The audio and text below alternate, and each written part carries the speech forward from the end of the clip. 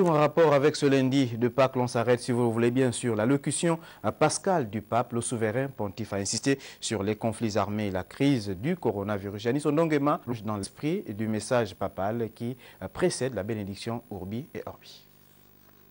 Avant la traditionnelle bénédiction Urbi et Orbi à la ville de Rome et au reste du monde, le pape François a prononcé une allocution pascale articulée autour de deux sujets capitaux préoccupants: la pandémie du coronavirus et les conflits armés, deux engins de mort qui empêchent que tout aille pour le mieux dans le monde des meilleurs possibles aujourd'hui.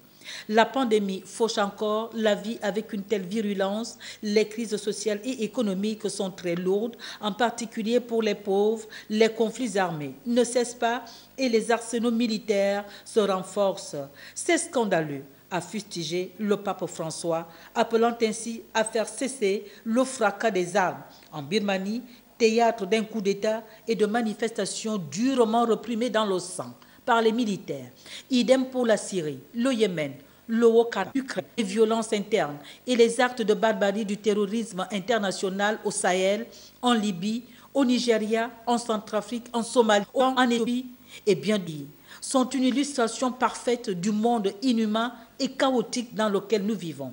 En ce jour de Pâques, point culminant de l'année liturgique, le Saint-Père appelle à vaincre la mentalité de guerre par un message d'espérance et d'amour qui ne déçoit pas: la résurrection de Jésus-Christ crucifié, qui est vraiment ressuscité. Le pape argentin de 84 ans précisera dans la liturgie de la veillée pascale que Pâques symbolise le passage du Christ à la vie, autrement dit, le passage du monde de l'obscurité vers la lumière éternelle.